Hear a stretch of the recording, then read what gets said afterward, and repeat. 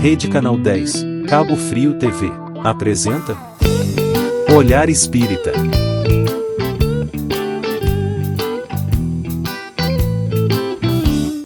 Olá amigos, aqui estamos para mais um programa Olhar Espírita.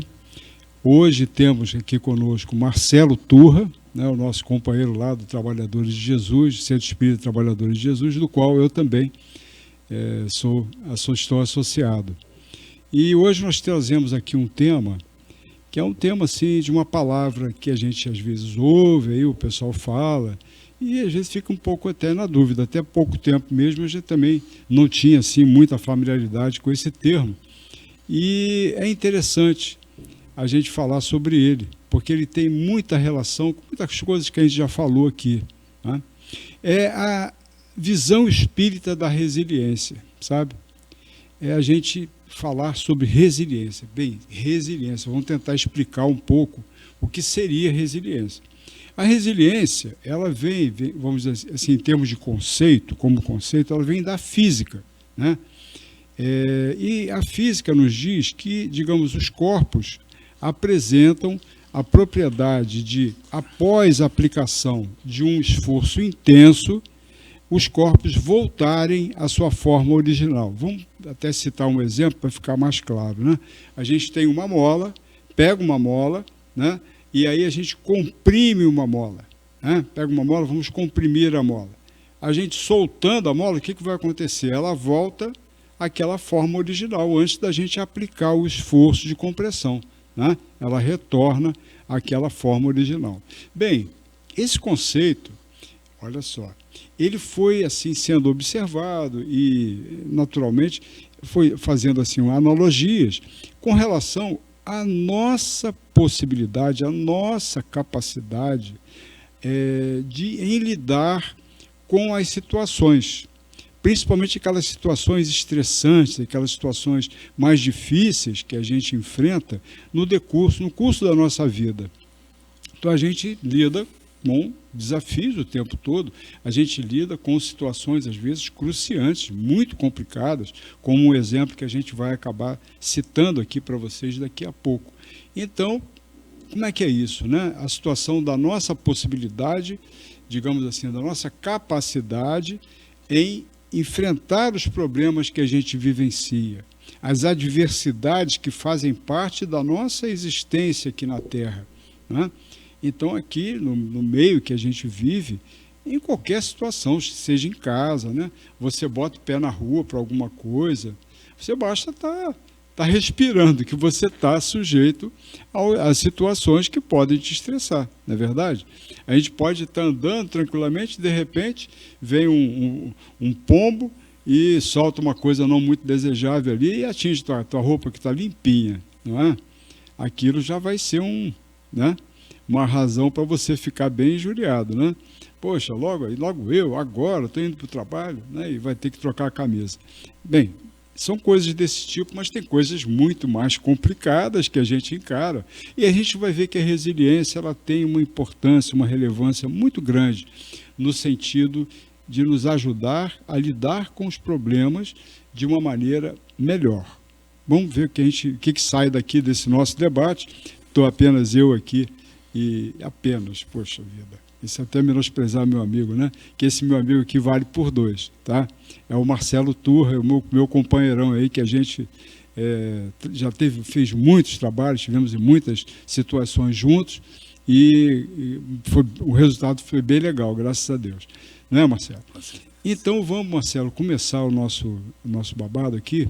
Como você aprende esse babado eu aprendi com você, esse negócio de palavras, de usar essa palavra.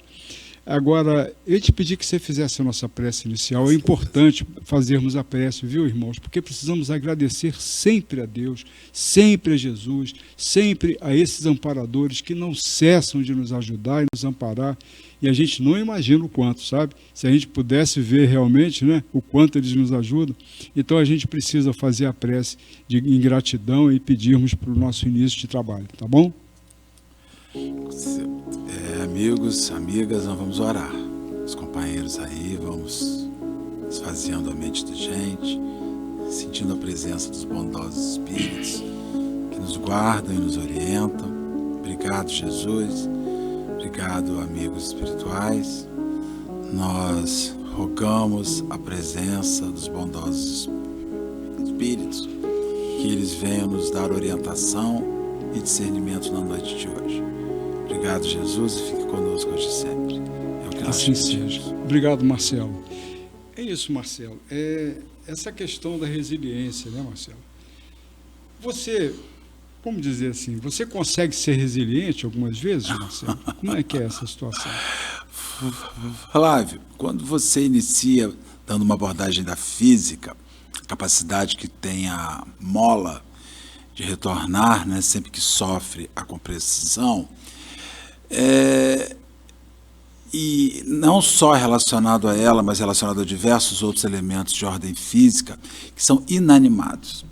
A questão, ela entra em diferente aspecto a partir do momento que você exige ou espera resiliência de um organismo animado, de um organismo vivo que vai responder de forma diferenciada de uma força. Então, quando você me indaga se eu sou resiliente, eu posso te dizer que eu construí uma capacidade de resiliência a partir do momento que eu iniciei um processo de retirar de cima de mim algum tipo de mérito que tire de mim a dor. Então, o sofrimento, a dor é inevitável. Nós vamos vivê-la. Assim como a mola sofre a compressão, eu vou sofrer a compressão da vida. Existem várias opções, né? A primeira opção é a vida me fazer uma compressão e eu escolher não voltar para o meu lugar de origem, escolher não retomar a forma natural. E existe a sabedoria de se fazer um esforço de retomada. Então, hoje, eu me vejo uma pessoa resiliente. Eu me vejo um indivíduo que se esforça em não ser imobilizado nas compressões da vida. Uma desencarnação de um ente querido, que exige muita resiliência, e a capacidade de você retomar a vida numa enfermidade que surge, numa luta existencial, numa dificuldade de relação no meio religioso ou no meio de convivência em geral. Todos esses reveses funcionam como essa força em relação à mola, né? O que nós enxergamos é que há muitas pessoas que a força ela é aplicada e a mola nunca mais volta para o lugar. Tem pessoas que, quando lidam com as adversidades, elas entram, às vezes, num nível de estresse, e esse estresse ele pode ter consequências, digamos, de causar desequilíbrios, e a pessoa, às vezes, toma algumas atitudes, ou o comportamento dela diante dessas adversidades, pode trazer uma adversidade muitíssimo maior, em detrimento desse comportamento, né? Na forma de lidar com os problemas.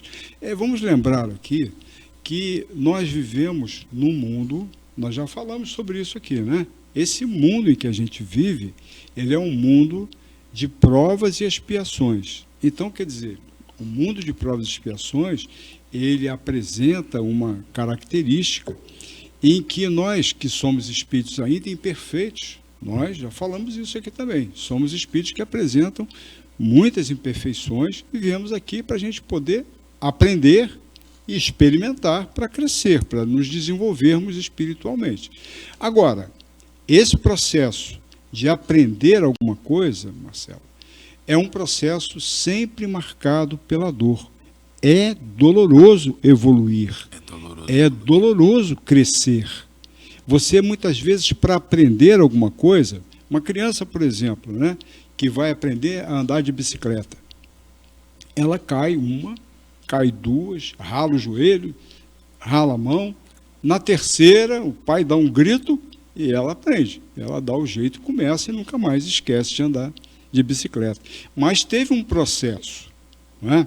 Nós também somos assim, só que esse processo, né, é um processo muitas vezes marcado com várias instâncias, né, Marcelo? Às vezes gradativas, às vezes são situações que vêm de repente, que acontecem, né? Nós vivemos isso, não é, há alguns anos com a pandemia.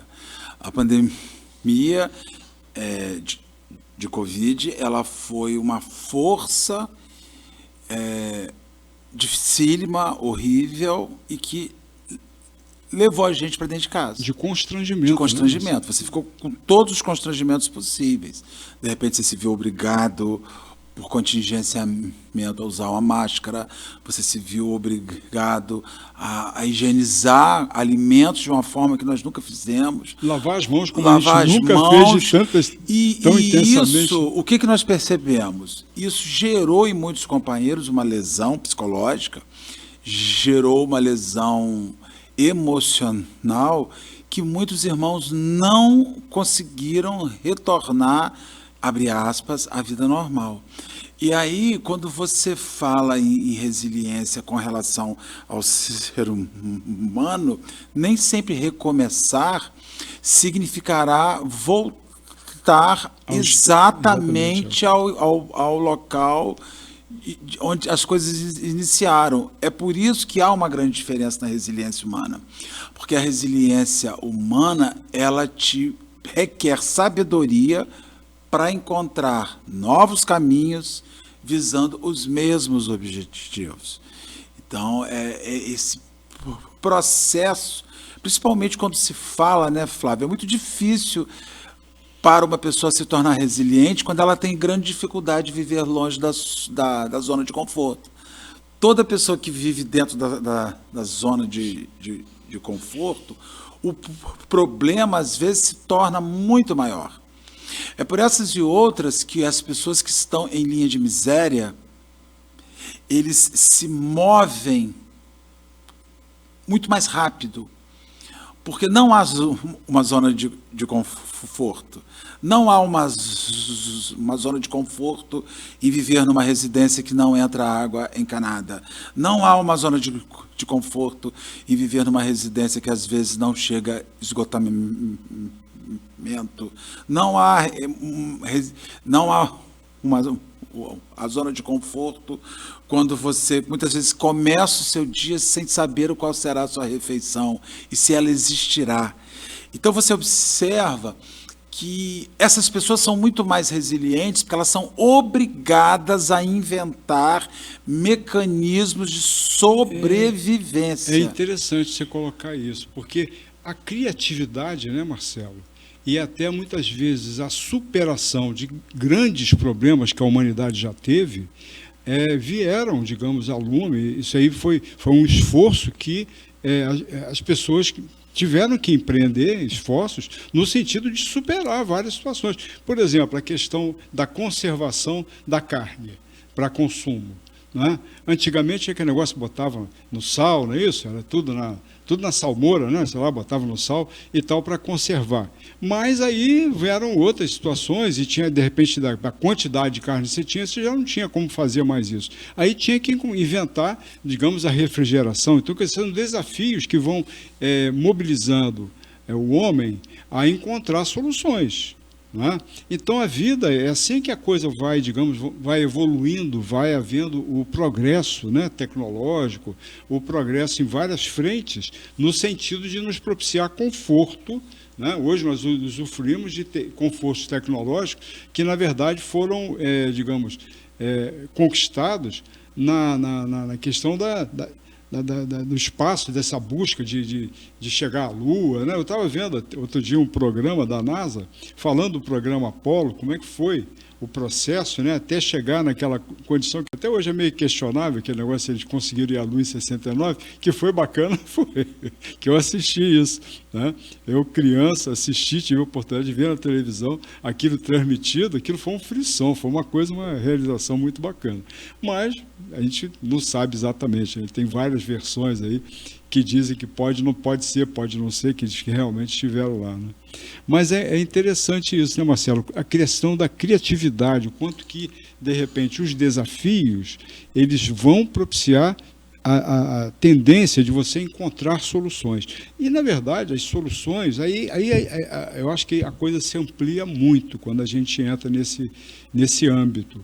Porque a gente fala de soluções, por exemplo, que eu citei da questão da refrigeração, mas tem a situação, por exemplo, de soluções, você falou da pandemia. Uma das coisas que a pandemia fez, quando nos colocou, digamos, dentro de casa, é a convivência com aqueles, né, que ficam que são da nossa casa, da nossa família. Houve um estreitamento muito grande nesse sentido físico, né? Não digo estreitamento social, afetivo. Emocional, mas afetivo, mas físico, que já suscita algumas situações de estresse, né, Marcelo? De desafio, porque tem pessoas que têm dificuldade mesmo, né? E que ocupam muito espaço, mesmo dentro de casa. Com né? certeza. É isso. Pessoal, vamos dar uma paradinha um instantinho, nós retornamos já já, tá bom?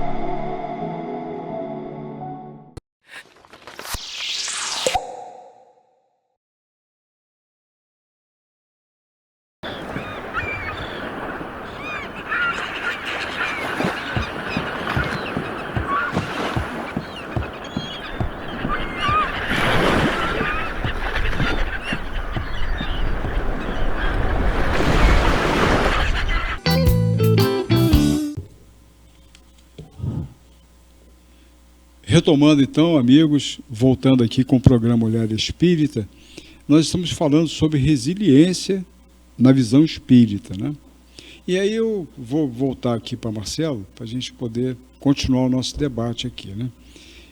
Marcelo, agora, e quando a gente não é resiliente, né? Porque, digamos assim, nesses enfrentamentos, quando a gente, digamos, eu acho que nem sempre, você falou que você é resiliente. Eu posso dizer que eu sou, digamos, talvez um pouco resiliente, né? Digamos, em algumas situações, a gente já consegue lidar melhor, né?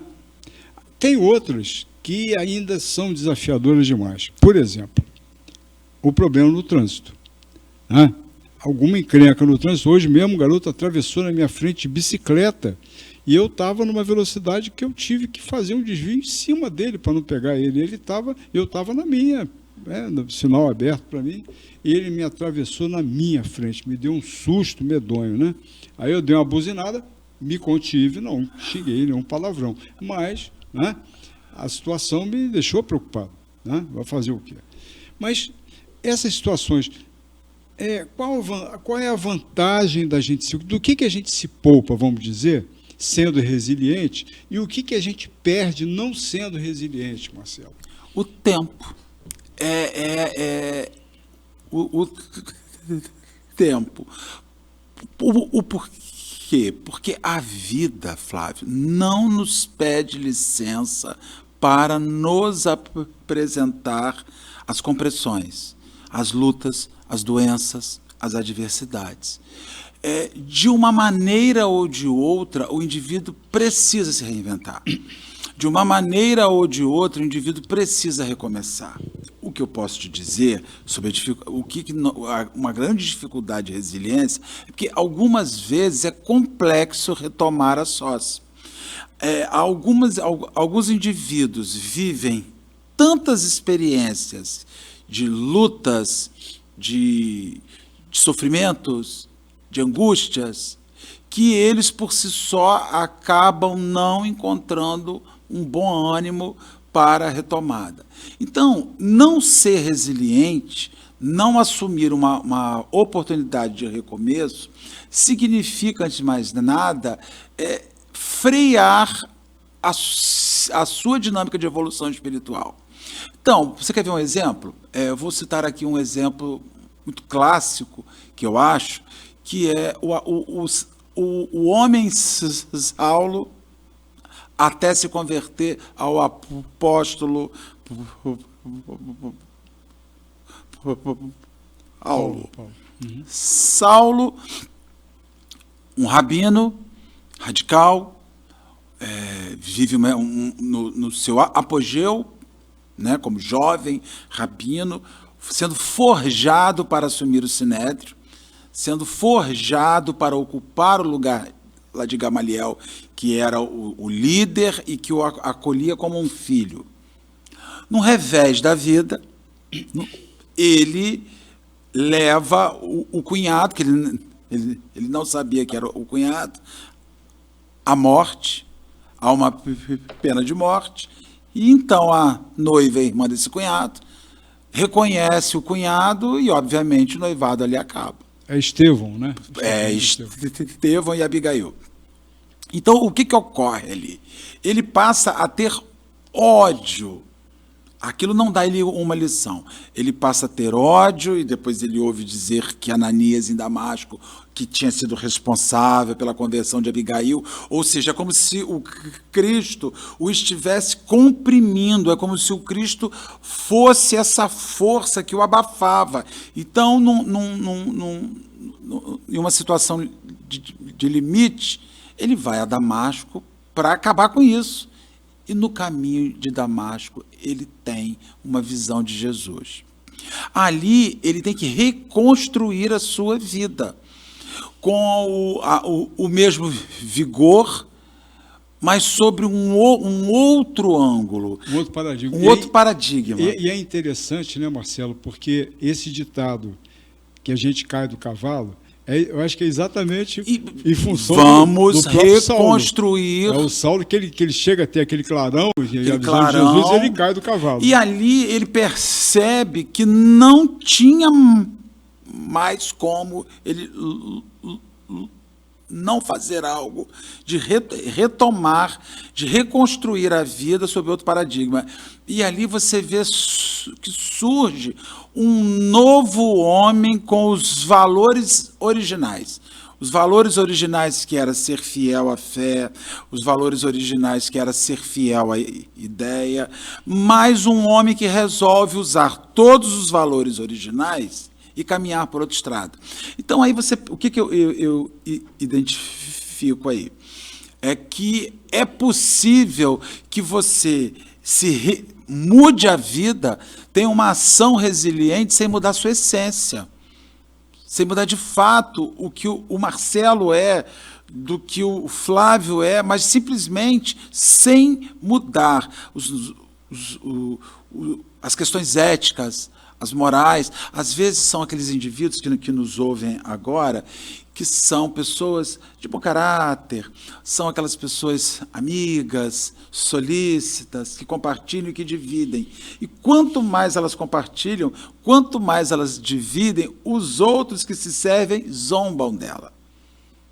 Utilizam de forma irregular.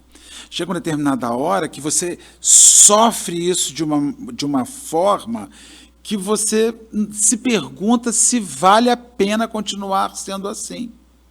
Então, existe uma questão de resiliência espiritual, siga sendo o que você é, siga sendo um bom caráter, siga sendo um bom amigo, só comece, às vezes, a percorrer outro caminho. Um caminho que não permita que os outros usem e abusem dessa sua forma de oferecer e de se ceder.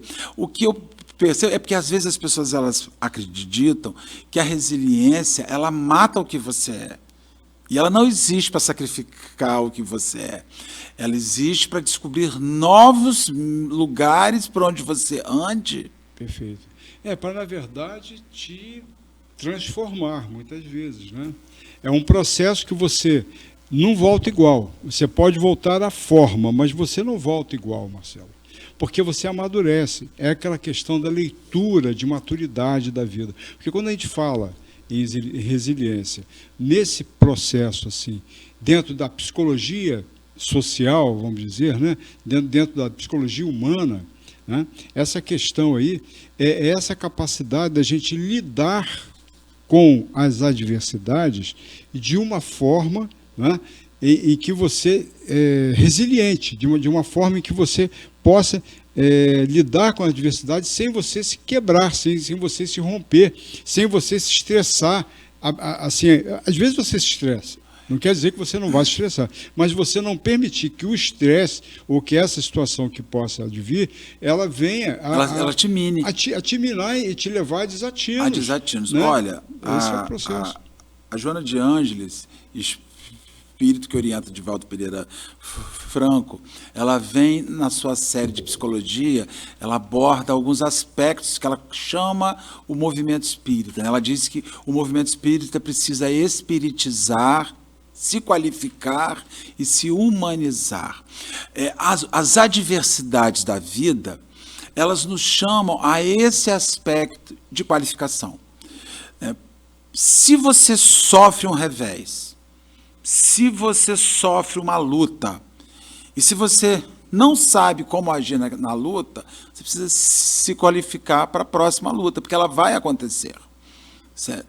Próximo round, o próximo round, a qualificação para o próximo round. Então, acho que a resiliência, eu vejo que a resiliência, essa capacidade de você apanhar a dor que te visita e não fugir do sofrimento, mas é se perguntar sempre, na medida que eu volto, que eu consigo retomar a minha vida, será que eu volto com melhores qualificações para conseguir, na outra oportunidade, você é engenheiro.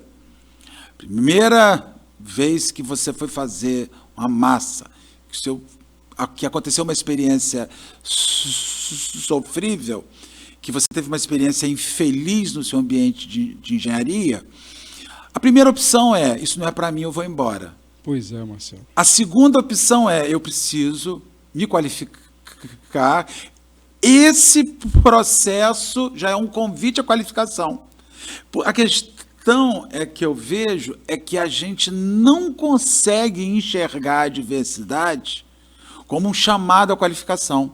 Você enxerga a adversidade como um desconforto. A maldade divina, Deus não gosta de mim, o que eu fiz a Deus, e é um chamado de Deus. Flávio, o Marcelo, se refaz, se reconstrói, seja resiliente, mas não esqueça da lição. Isso. Não esqueça da lição. A marca fica, né, Marcelo? Que não é uma deformação, é um desenvolvimento que te bota numa qualificação maior, num nível mais elevado para os enfrentamentos, né? Esse é o processo. Você me citou uma questão profissional, né? Vejam bem, eu tenho um amigo, foi um amigo de faculdade, depois eu soube dessa história que aconteceu com ele, e foi interessante. Ele trabalhava para uma terceirizada, uma empresa junto à Petrobras, né? E na Bahia, ele foi fazer uma obra na Bahia, numa refinaria, e, digamos assim, ele, engenheiro da obra, né, tem a sua responsabilidade de cuidar das coisas, né? E talvez, ou por desaviso, ou por falta de orientação, às vezes, aí vão ver, de repente, que pode ter outras situações de culpa. Mas ficou na conta dele isso, de certa forma, porque ele estava à frente dos trabalhos. Então, vejam bem, na Bahia é comum um solo chamado massapê. E esse massapê, ele tem uma traquinagem danada, esse solo, tá? Ele estava fazendo uma estrutura de uma subestação, e essa subestação tinha um piso de concreto, e ele fez, como normalmente a gente faz, fez o cintamento, fez as fundações, como estava no projeto previsto, e quando deu o concreto, quer dizer, quando estavam as cintas prontas, ele mandou aterrar, e aterrou com esse solo, então, o tal do massapê. Aterrou, compactou e concretou. Tá. Choveu. Depois, uma semana de muitas chuvas fortes, e simplesmente esse solo tem a característica, Marcelo, de inchar. Ele incha, ele turge, é como que ele puxasse a água, que quando chove assim, ele cresce igual bolo, entendeu? Fermentado. cara arrebentou tudo, cara. Para levantar o concreto, rachou o concreto todo, que ele não tem sentido, né? Mas é uma característica que você tem que lidar com esse material, você tem que deixar uma distância. Você não pode fazer apoiado, você não pode deixar esse solo tocando a estrutura. Ele tem que ter um espaço. Quer dizer, é um negócio que tem que ter sido feito de outra forma, não poderia ter sido feito daquele jeito. O cara simplesmente, depois dessa situação e dessa responsabilização que caiu no colo dele, ele desistiu de ser engenheiro. Pelo menos engenheiro civil. Não sei se ele partiu para outra engenharia, mas ele largou a engenharia civil. Não foi resiliente. Então, é uma situação que, sei lá, né? Foi vencido pelo massapê. Vencido pelo massapê. Quer dizer, uma situação assim, de trabalho, né? Que, de repente, talvez pudesse ter sido culpa até do superior a ele, que não deu a orientação correta para evitar de acontecer uma coisa dessa. Como é que você vai adivinhar um negócio desse, né? Olha, que eu lembro do meu professor de solos falando sobre massapê, tá? Isso eu me lembro. Comigo, não sei Flávio, se ia acontecer isso, não. É por essas e outras que a gente, aqui, o Olhar Espírita, é um programa espírita. Nós estamos sempre chamando as pessoas para a instituição espírita, para estar num debate, num grupo de estudos, para ajudar a formar um conceito pessoal sobre essa qualificação diante da luta, essa qualificação relacionada aos revés. O que nós vemos hoje, nós estamos vivendo numa sociedade que foge à luta. É uma sociedade que está fugindo. Você vê a luta ali vindo, você foge, se esconde ali. Depois, então a gente vê isso em relação aos casamentos. Não há resiliência nas relações hoje. Elas não se reconstroem. Elas não se reconstroem. Primeiro impacto acaba. Primeira vez que a mola de uma relação é comprimida, e aí quando você fala em afeto, em família, não existe lugar que nos exija mais resiliência, mais capacidade de reconstrução do que família. Porque quando você se une a um companheiro ou uma companheira, que ele apresenta uma dificuldade, você fala assim, com o passar dos anos eu mudo ele. Uhum. E não muda. Ninguém tem o poder de mudar ninguém. Não muda. Você vai lutar. Então, quer dizer, é você que tem que ser resiliente. É você que tem que aprender a seguir o caminho da família, descobrindo novas rotas, novas formas, novos meios, se você quer que aquilo sobreviva. Então, quando a gente fala em religião, como dinâmica de resiliência, nós não estamos chamando as pessoas para que elas cheguem numa casa religiosa e recebam ali uma energia para recomeçar a vida, porque não é sobre energia, é sobre instrução, é sobre qualificação. Às vezes a gente observa, né, alguns companheiros que têm por hábito, às vezes, frequentar um centro espírita, às vezes, para tomar o passe. Ah, não, que eu tenho que tomar o passe. Às vezes ela chega até um pouco atrasada, mas ela não perde o passe, né, Marcelo? Pois é. Amigos, vamos dar uma paradinha, voltamos já já.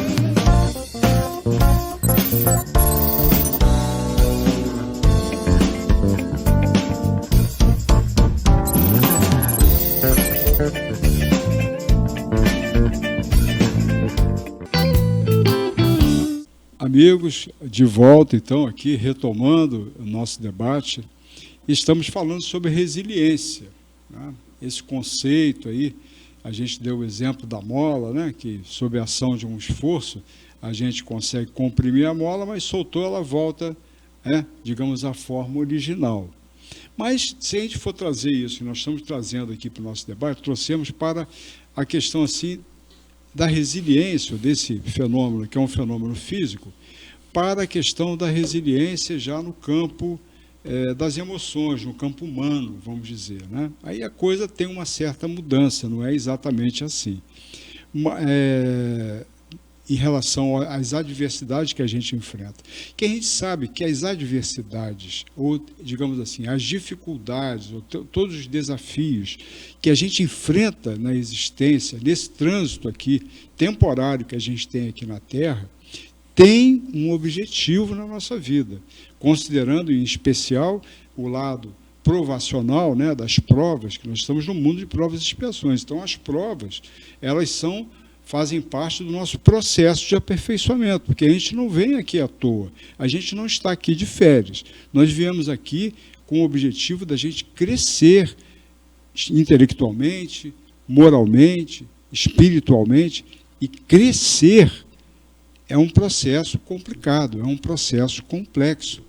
Então, nessa complexidade, nosso Pai Celestial estabeleceu para nós um certo roteiro, né, de acontecimentos, de situações, de enfrentamentos que estão na nossa pauta de melhoria.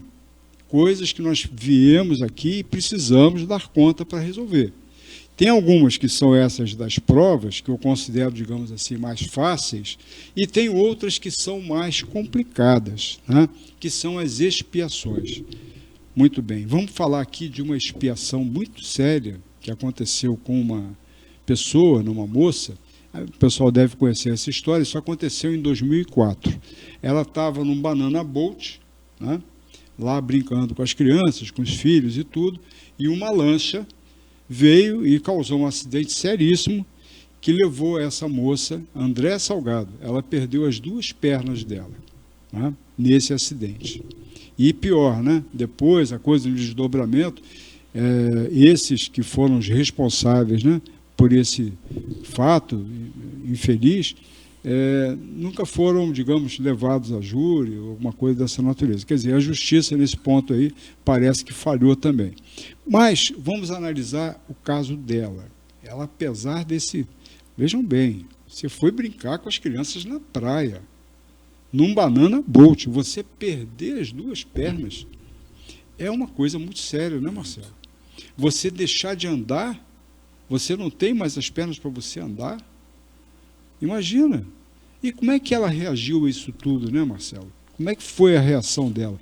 Ela conta aqui, isso é contado inclusive na revista Veja, a edição 1852 da revista Veja, de 5 de maio de 2004. Né? Então, nessa edição, eles contam lá que foi uma praia no litoral fluminense, quer dizer, foi aqui no Rio que aconteceu isso, né? Por aqui, não sei qual praia foi que aconteceu isso. Ela tinha 2 filhos, um de 4, outro de 7 anos, quer dizer, tinha uma família, né? Crianças que dependiam dela, e ela contava 33 anos, você vê, numa idade bem jovem, né? E, entretanto, aconteceu essa situação, mas o que ela mais valorizou depois desse acidente foi estar viva. Vejam bem, aconteceu o acidente, né? Ela perdeu as 2 pernas, deve ter perdido sangue para burro, entretanto, ela conseguiu sobreviver. Então, estar viva para ela foi uma vitória, ainda que sem as pernas, né, Marcelo?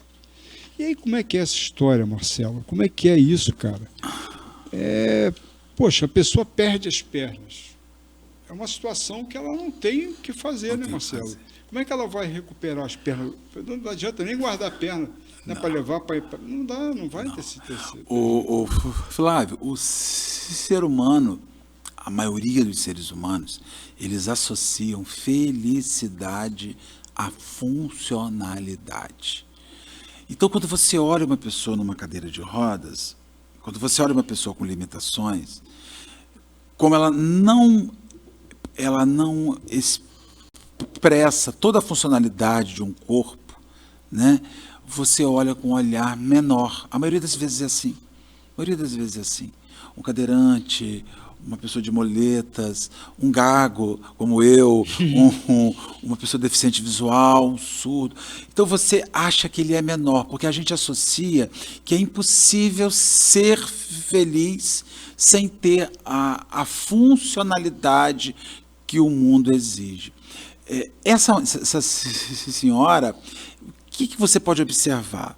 ela tem um ato de resiliência onde, em primeiro lugar, a felicidade dela vai para outro lugar.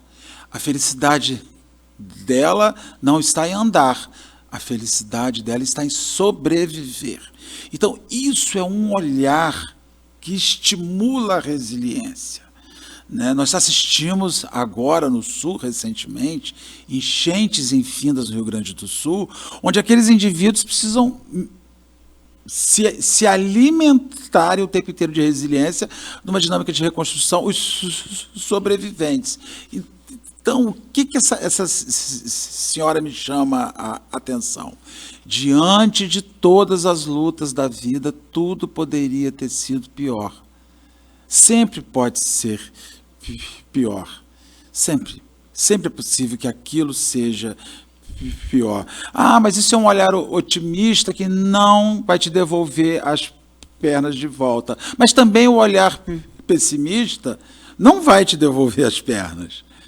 Então, se eu preciso escolher um olhar sobre a luta que eu vivo, que seja sempre o melhor, que seja sempre o de otimismo.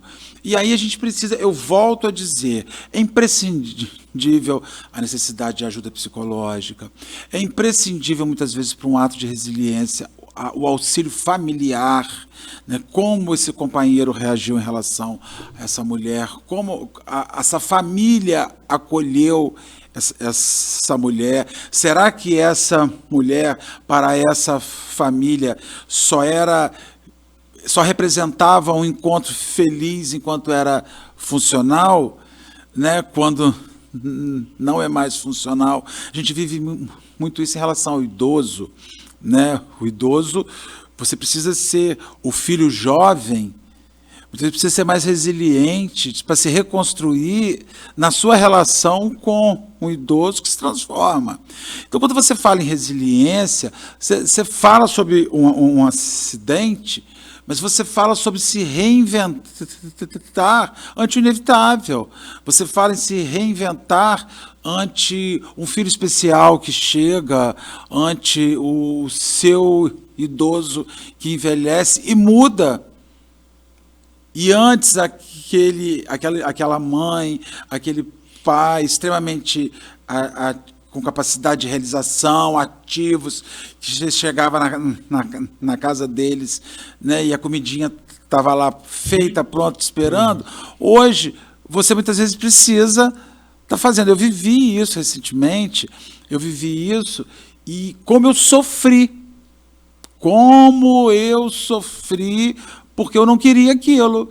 Eu queria a mamãe com 50 anos de volta, e ela está com 84. Olha. Então, a gente é egoísta. E isso é uma luta, a vida me espremendo a mola, e eu chamando, e me vi muitas vezes um filho ruim, porque eu procurava na mamãe aquela mulher de 50. E eu não vou achar na mamãe a mulher de 50. E sua mãe é extremamente ativa, E hoje já é uma pessoa totalmente diferente. E eu percebi, veja só, se eu tive que ser resiliente na minha relação com ela, o quanto ela não precisa ser resiliente com ela, que hoje já precisa de ajuda de um acompanhante para sair com ela, para ir a uma farmácia, pelos riscos da rua, pelos riscos da calçada, pela visão que já está comprometida, pela mobilidade. Então, é por isso que tem pessoas, Flávio, que se auto-exterminam de uma situação dessa. Porque elas não... Essa situação da companheira que você informou, desse acidente, porque ela não está disposta a reconstruir, a reinventar, a reassumir um novo lugar na mesma vida. Porque a vida dela é a mesma. Os filhos são os mesmos, as lutas são as mesmas, mas a maneira de se relacionar com essa situação vai achar uma outra forma. Agora, a preocupação maior com os braços. Você veja, quando eu estou com todos os meus membros funcionando, eu não tenho essa preocupação. Se você ficar sem um olho, a preocupação com o seu outro olho redobra. Você não quer que aquilo que aconteceu em aconteça em outro. Então, você vai descobrir novos meios de proteger aquilo que você tem necessidade. Pois é. Essa questão que nós citamos dessa companheira, né? Essa postura, essa leitura, esse lidar com a questão é totalmente fundamental para poder ela, digamos assim, passar pela expiação. Vejam bem, a pessoa perder as duas pernas num acidente, como aconteceu nessa fatalidade desse evento, desse acidente, vamos fazer assim uma regressão a nível espiritual. Uma situação dessa, quando acontece, né, assim de uma forma brutal, como aconteceu com ela, e de repente, de uma forma repentina, a gente vai relacionar isso com uma instância do passado espiritual. Aquilo ali aconteceu porque foi permitido que acontecesse, não é? Foi permitido que acontecesse aquela instância com ela. E aquela mudou a vida dela, num passeio na praia, a vida dela foi transformada. Ela foi com as próprias pernas e voltou sem as pernas. Então, é uma mudança radical. Essas mudanças radicais que às vezes acontecem na nossa vida, Marcelo, elas têm relação, muitas vezes, com o nosso passado, com algumas situações do passado, de decisões infelizes que nós tivemos, resoluções infelizes, escolhas infelizes, desalinhadas lá do passado, que causou muito mal para alguém, ou até causou muito mal também para nós mesmos, e que, digamos assim, tem essa repercussão de expiação. Por quê? Todo mal que a gente realiza intencionalmente, ele gera sofrimento, ele gera expiação, ele gera necessidade de reparação com a lei maior. Se eu infrinjo a lei de uma forma intencional, proposital, né, se eu me envolvo com uma ação no mal, porque eu quis, porque eu desejei, porque eu planejei aquela situação, e ela sucede e acontece o mal que eu projetei, aquele mal que eu desejei, isso me compromete perante a lei maior, a lei de Deus. E ela vai gerar para mim o compromisso de ajuste. E esse compromisso de ajuste, muitas vezes, vem através de uma instância dolorosa como essa, que, digamos, num olhar inicial, você vai falar, poxa, Deus está sendo injusto com aquela criatura, ela é tão boazinha, tão bacana, e por que acontece isso com ela? Poxa, ela sempre foi honrada lá com o marido dela, sempre, poxa, aquela família maravilhosa, como é que pode? Né? Por que com ela isso? Não é? E a gente se questiona, né, Marcelo? Escândalo é necessário, né, Flávio? Porém, ai por quem ele venha. Então, ontem ainda escutava uma companheira falar sobre fatalidade, e ela dizia que a única fatalidade da vida da gente que é a necessidade de reencarnar e o fim. O fim é fatal, quando você sabe que vai acabar. E tem os projetos que são elaborados para reajuste de reencarnação.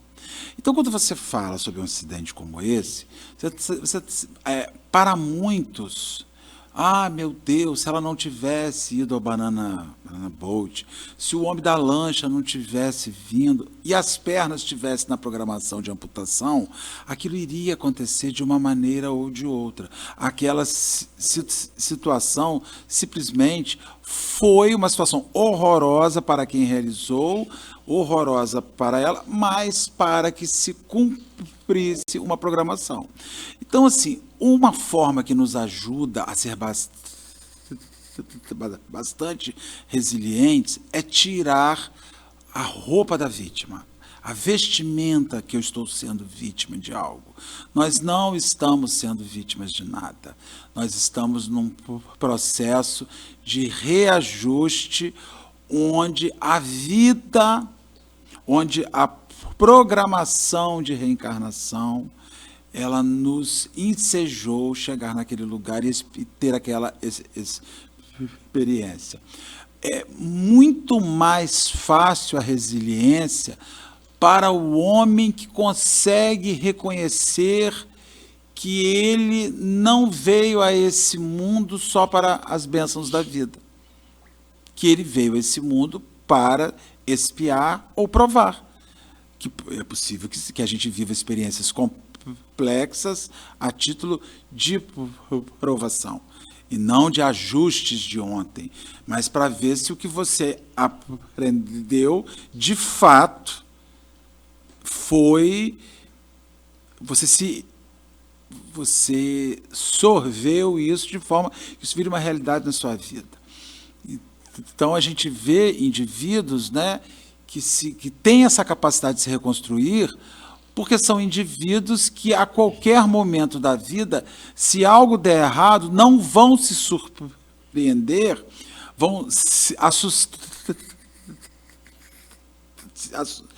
assustar em relação à dor, mas não vão desqualificar a dor no sentido de não serem os merecedores. Eu acho que é muito também, Marcelo, você está falando de uma coisa, e quando a gente lembra aos companheiros a necessidade de nossa aproximação com uma religião, com uma filosofia, com ordenamentos que são sumamente importantes no sentido de estabelecer diretrizes na nossa existência, né, diretrizes superiores nas nossas ações, que possam orientar os nossos passos. Isso é sumamente importante, porque dessa maneira a gente se protege, a gente se prepara, a gente se estrutura, né, intimamente.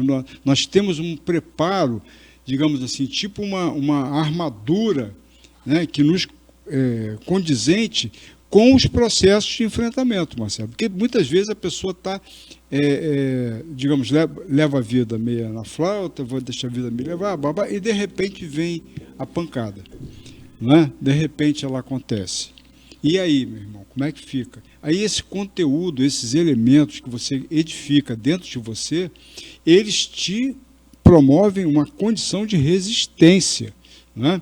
E também de resiliência, até na compreensão dos fatos, né, Marcelo? Nessa leitura dos fatos. E quando a gente fala em leitura dos fatos, olhar espírita traz uma visão mais ampla, nos projetando no campo da vida espiritual. E isso é essencial, tá, pessoal?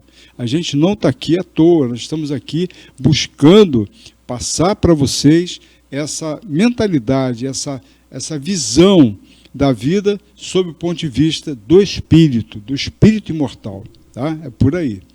E aí, Marcelo, vamos então já ao nosso finalmente aqui, né?